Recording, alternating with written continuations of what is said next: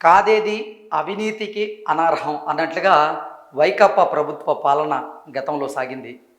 వైకాపా ప్రభుత్వ పాలనలో వైఎస్ జగన్మోహన్ రెడ్డి గారు ముఖ్యమంత్రిగా ఉన్నటువంటి సమయంలో జగన్మోహన్ రెడ్డితో పాటుగా ఆ పార్టీలో ఉన్నటువంటి కొంతమంది ముఖ్య నేతలు, అలాగే జగన్మోహన్ రెడ్డి క్యాబినెట్లో పనిచేసినటువంటి కొంతమంది మంత్రులు వారి వారి శాఖల్లో చేతి వాటం చూపించారు. భారీగా అవినీతికి అవకతవకలకి పాల్పడ్డారు. వారు చేసినటువంటి అవినీతి అవకతవకలు ఇప్పుడు కూటమి ప్రభుత్వం ఒక్కొక్కటిగా బయట పెడుతూ ఉంది. గతంలో జగన్మోహన్ రెడ్డి ముఖ్యమంత్రిగా ఉన్నటువంటి సమయంలో జగన్మోహన్ రెడ్డి అండదండలు చూసుకొని, అలాగే అధికారాన్ని అడ్డం పెట్టుకొని మాజీ మంత్రి రోజా గారు క్రీడా శాఖలో చేసినటువంటి అవినీతి అవకతవకలు కూడా బయటకు వస్తూ ఉన్నాయి. ఇప్పుడు ఆంధ్రప్రదేశ్లోని పల్లెల్లో ఉన్నటువంటి వారికి నైపుణ్యాన్ని బయటికి తీసుకొచ్చేందుకు, అలాగే వారిని క్రీడారంగంలో రాణించేలాగా ఆడుదాం ఆంధ్ర అనేటువంటి ఒక కార్యక్రమానికి మేము శ్రీకారం చుడుతున్నాము.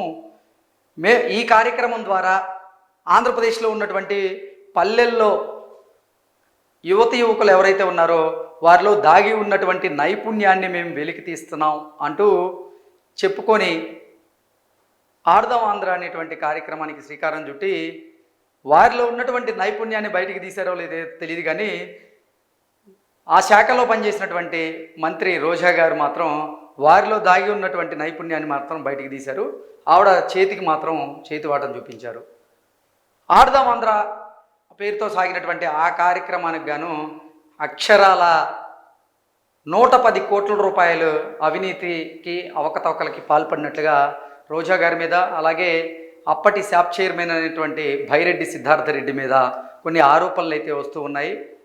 ఆడుదాం ఆంధ్ర పేరుతో అక్షరాల 110 కోట్ల రూపాయలు వీరు స్వాహా చేసినట్లుగా, దానికి సంబంధించినటువంటి ఆధారాలు ఇప్పుడు కూటమి ప్రభుత్వం దగ్గర ఉన్నట్లుగా, కూటమి ప్రభుత్వం కూడా అసలు ఆడుదాం ఆంధ్ర కార్యక్రమం ద్వారా భారీగా ఎంత మొత్తంలో అవినీతి జరిగింది అనే దాని మీద నిన్న మొన్నటి వరకు వారు ఎంక్వైరీ చేసినట్లుగా, ఇప్పుడు కీలకమైనటువంటి ఆధారాలు వాళ్ళ చేతిలో ఉన్నట్లుగా, వారు కూడా రోజా గారి మీద, బైరెడ్డి సిద్ధార్థ రెడ్డి మీద వారి చర్యలు తీసుకునేందుకు సిద్ధమవుతున్నట్లుగా, త్వరలోనే వీరికి నోటీసులు కూడా ఇవ్వబోతున్నట్లుగా రకరకాల వార్తలు అయితే ఇప్పుడు సోషల్ మీడియా వేదికగా చక్కర్లు కొడుతూ ఉన్నాయి. మొన్న అసెంబ్లీ సమావేశాల్లో కూడా భూమా అఖిలప్రియ అసెంబ్లీ వేదికగానే ఇదే అంశం మీద ఆవిడ మాట్లాడడం జరిగింది. అసెంబ్లీ వేదికగా భూమా అఖిలప్రియ మాట్లాడుతూ ఆడుదాం ఆంధ్ర కార్యక్రమం ద్వారా రోజా గారు, అలాగే భైరెడ్డి సిద్ధార్థ రెడ్డి భారీగా అవినీతికి పాల్పడ్డారు, వారు అక్రమార్జన చేశారు అంటూ ఆవిడ వీరి మీద ఆరోపణలు చేయడం జరిగింది. అలాగే ఆ ఆరోపణలకి బలం చేకూర్చేలాగా కొన్ని కీలకమైనటువంటి ఆధారాలు అయితే ఇప్పుడు ఆంధ్రప్రదేశ్ ప్రభుత్వం దగ్గర ఉన్నట్లుగా, ఆ ఆధారాలకి అనుగుణంగానే ఇప్పుడు ఆంధ్రప్రదేశ్ ప్రభుత్వం కొంతమంది అధికారులు కూడా రోజాకి, బైరెడ్డి సిద్ధార్థ రెడ్డికి నోటీసులు ఇవ్వబోతున్నట్లుగా, విచారణకి పిలిచే దాంట్లో భాగంగా వారు కూడా అరెస్ట్ అయ్యేటువంటి అవకాశం ఉందనేటువంటి ప్రచారం అయితే పెద్ద ఎత్తున ఊపందుకుంది. నిజంగా రోజా గారే కాదు, అంటే రోజా గారు చేసినటువంటి 2 శాఖలు, ఇటు టూరిజం శాఖ అయితేనేమి, క్రీడా శాఖ, రెండిట్లో కూడా భారీగా అవినీతి జరిగింది, అవకతవకలు జరిగాయి అనేది కొన్ని వార్తలు అయితే వచ్చాయి. వాటికి ఆధారాలు కూడా ఉన్నట్లుగా సమాచారం అయితే అందుతోంది. జగన్మోహన్ రెడ్డి ముఖ్యమంత్రిగా ఉన్నటువంటి సమయంలో జగన్మోహన్ రెడ్డితో పాటుగా ఆయన క్యాబినెట్లో పనిచేసినటువంటి కొంతమంది కీలక మంత్రులు ఎవరైతే ఉన్నారో వారు కూడా ఆయా శాఖల్లో భారీగా అవినీతికి అవకతవకలు అయితే పాల్పడినట్లుగా ఎన్నో వార్తలు మనం చూసాం.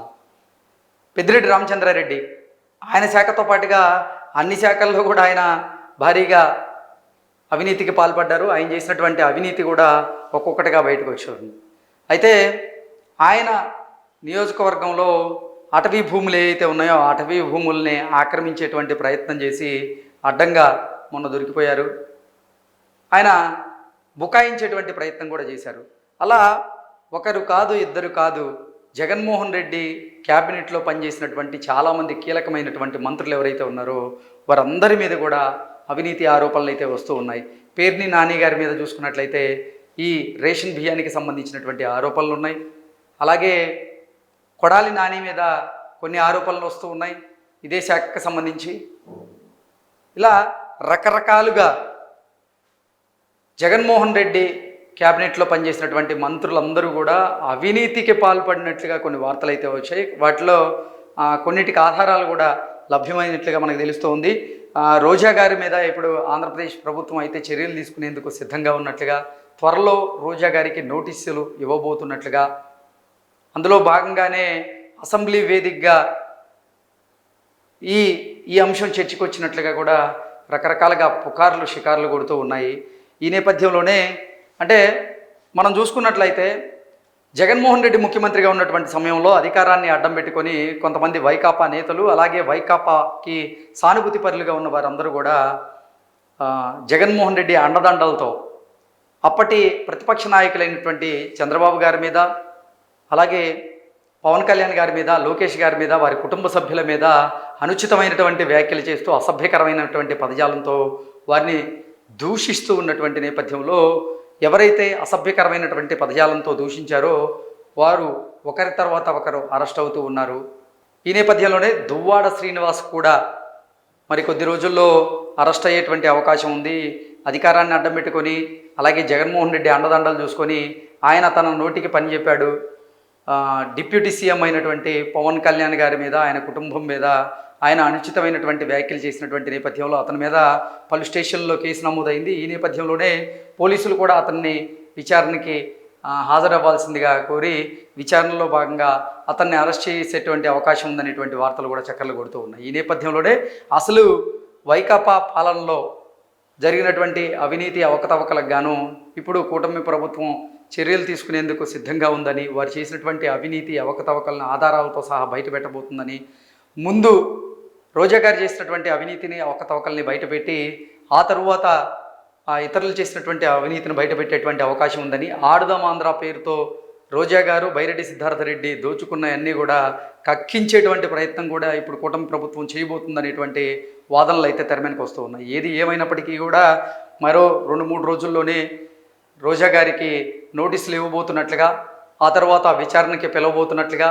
ఆ విచారణలో గనక సరైన సమాధానాలు గనక చెప్పకపోతే, ఆ విచారణకు గనక సహకరించకపోతే రోజా గారిని కూడా అరెస్ట్ చేసేటువంటి అవకాశం ఉందన్నట్లుగా కొన్ని వార్తలు వస్తున్నటువంటి నేపథ్యంలో ఈ వార్తల మీద మరింత స్పష్టత రావాలంటే మాత్రం మరో 2-3 రోజుల పాటు వెయిట్ చేయాల్సిందే. Thank you so much.